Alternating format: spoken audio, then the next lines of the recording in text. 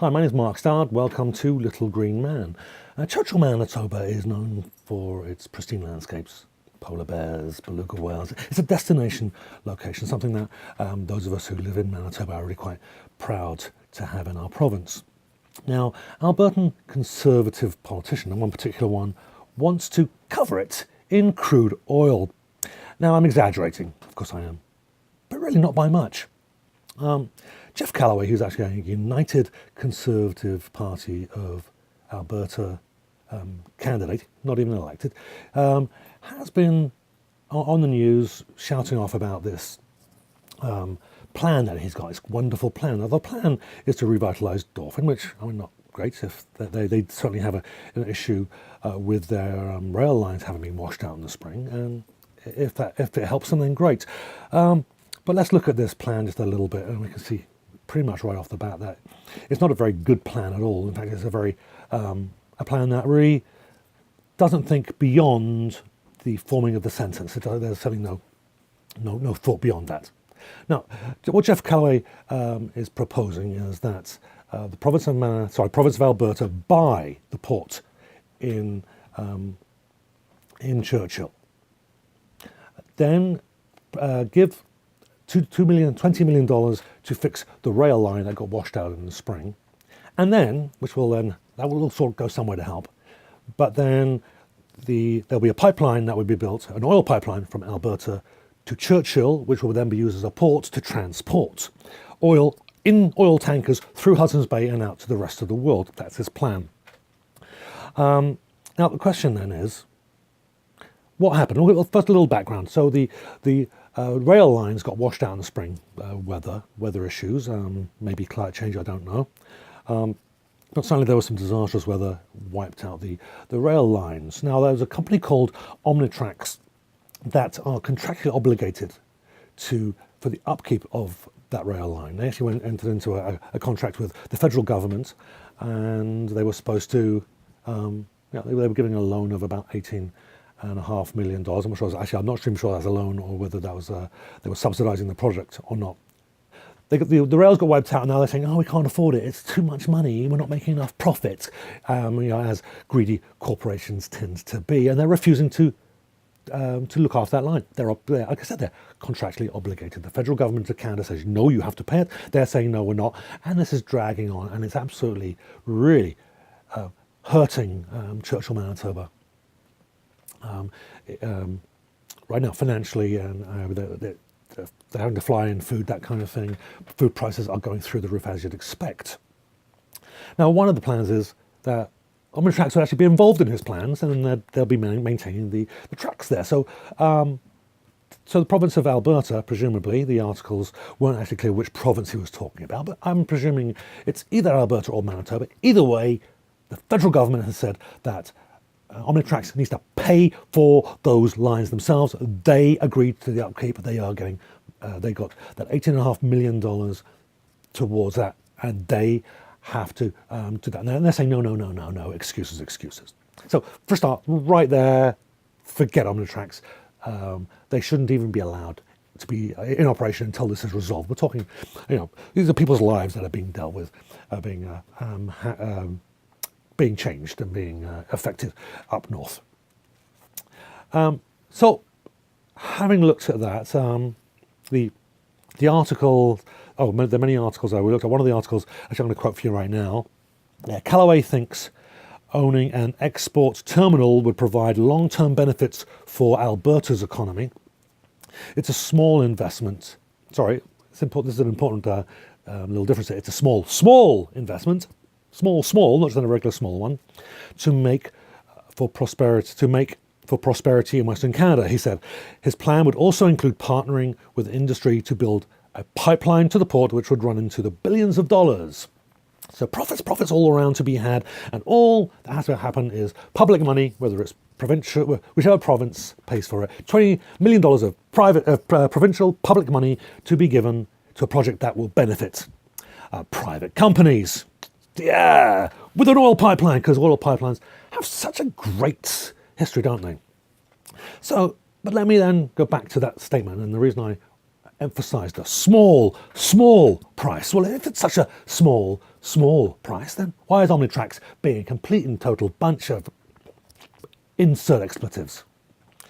Because it's too much money for them, but it's a small price for profits to pay. Too much for a corporation that's making billions of dollars potentially, but okay for working people to fund.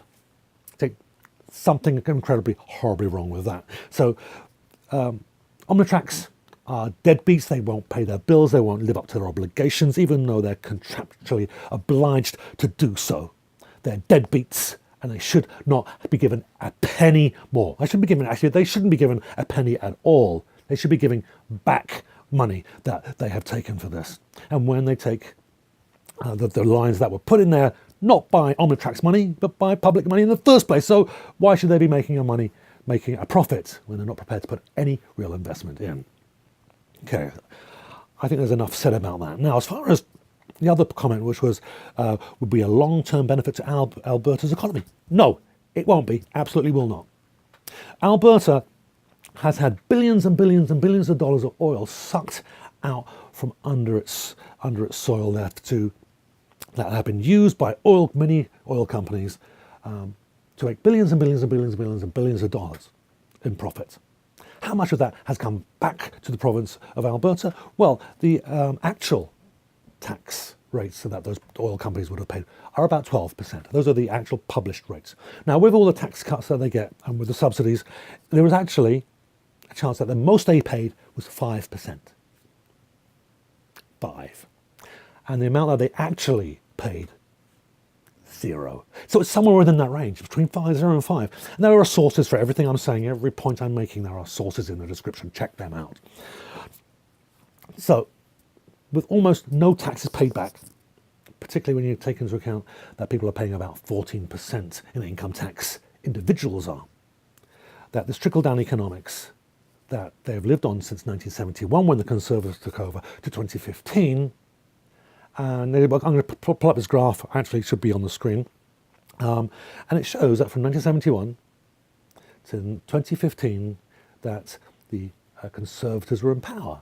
Now in 2015, by the time the end of by the time 2015 came around, the economy had hit rock bottom, and the reason that it had hit rock bottom was because the oil had started to run out, that the oil companies weren't making as much money, so they moved away. They moved their attention somewhere else, and the economy came crashing down and affected everybody. Now, why didn't the province of Manitoba take some of that money that they should have made from the oil, and why did they not have a rainy day fund that they can get through this and invest it into other areas of production, other areas for the economy so that it can thrive? Well, because of the incredibly no tax rate, that 0 to 5% that the oil companies probably paid. And they didn't do that, and they completely mismanaged it, and it came crashing down. And now, of course, the NDP are left holding the baby. They've got this horrible deficit, this terrible economy based on natural resources, and any economy based on natural resources, it will be incredibly unstable, and it will crash as soon as it runs out or as soon as it runs low. They knew this. This is something that is well known to economists. Actually, it's well known to me, and I barely know how to spell the word economist, and we know this is true. If your natural resource runs out, your economy is going to crash. So you better have saved something. And of course, Conservatives didn't save anything. They just gave all the profits to the corporations, and the corporations, in their wisdom, just raised everybody's salary a little bit, but left nothing in the economy. They left nothing for no foundation for the economy to build upon. So now it came crashing down. Let's criticize the people left holding the baby? No, let's criticize the person that were in power for 4 or more than 4 decades. They're the ones at fault. So do we want them to make the decisions? Don't forget, Jeff Callaway, a Conservative, wants to do conservative things to give these companies money and a situation paid for by public money so they can make billions and billions of dollars of that. Neither of these provinces in question are going to benefit from at all. So as far as that,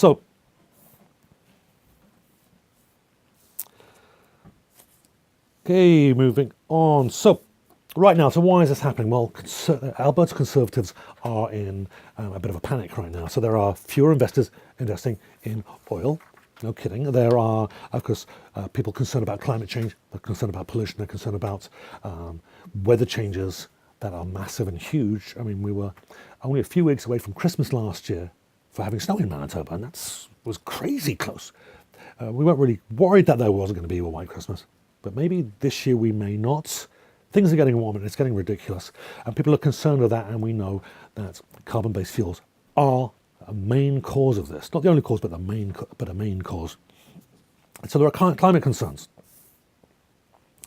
Now, the thing is, so Jeff Callaway is a member of the United Conservative Party in Alberta. Now, they are a merger of the Progressive Conservatives that were in power for 4.5 decades, along with the Wildrose Party, which was led for many years by Danielle Smith. And she is on record of being a climate-denying, climate change denier. She's on record of this. Doesn't believe all the evidence is. The evidence is in. There is no doubt that the evidence is in. It is a conservative lie that the science is inconclusive. The science is absolutely conclusive that climate change and man-made climate change is absolutely happening. Now look at the hypocrisy of, I went on their website to find out what their policies were, and like most political parties, very few of them have any policies written down at all. But they did have their founding principles. And you can download it, it's on their website, PDF, link in the description. And it says about environmental responsibility. It says this: environmental responsibility, including the protection and conservation of our natural environment for the benefit of future generations. So, how are they going to, how is this environmental responsibility going to show itself?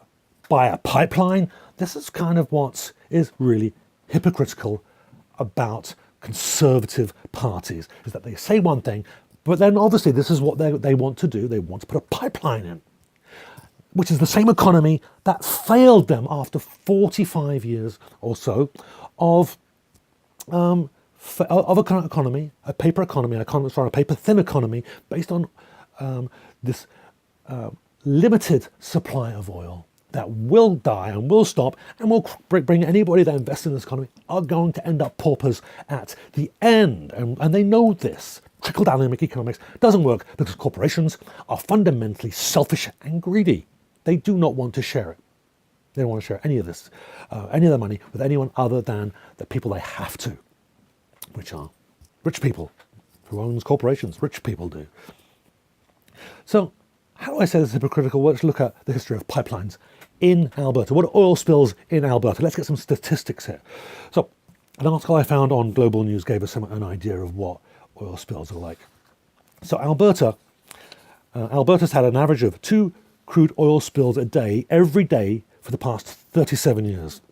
That makes 28,666 crude oil spills in total, plus another 31,453 spills of just about any other substance you can think of putting in a pipeline, from salt water to liquid petroleum.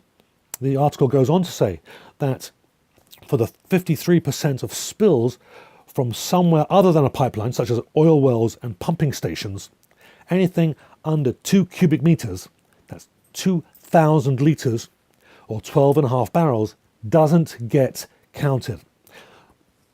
Now, how good are oil pipelines really that stable? Well, we were told just last year, and even earlier this year, that the Dakota Access Pipeline that were saying that they were using the space age technologies, and that their leaks are almost impossible. But yet, before it had even become operational, it had already leaked 84 gallons into the environment. So secure, wasn't even pumping the full amount. So when I'm talking about the Conservatives wanting to cover Churchill in oil, it's hyperbole a little bit. But really, look at the amount of spills that these oil pipelines do produce, and they will turn this beautiful city into a horrible wasteland. Now, one other thing is, what's going to happen to the oil once it gets to Churchill? Is it will be put onto tankers. Now, we're going to have oil tankers in Hudson's Bay. So how many of these tankers, fill a tanker up, how many of these oil tankers need to leak, and disastrously, like the majority of the contents of these oil leaks, how many of those could the Hudson's Bay stand before all wildlife in the sea, in the lake, are wiped out? And the creatures that need this water to survive, how long will it be before they're wiped out?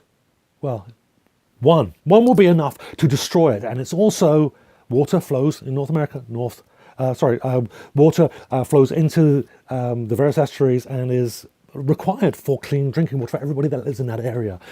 So no, this is a horrible idea. It's a terrible idea. Omnitrax, pay your bills, get that rail line up and running. And Jeff Callaway particularly, as well as the United Conservative Party, you've ruined your own province. Progressive Conservatives have ruined your own province. Stay out of our province. We don't want you making a mess of our province like you did making a mess of your own. Little green man.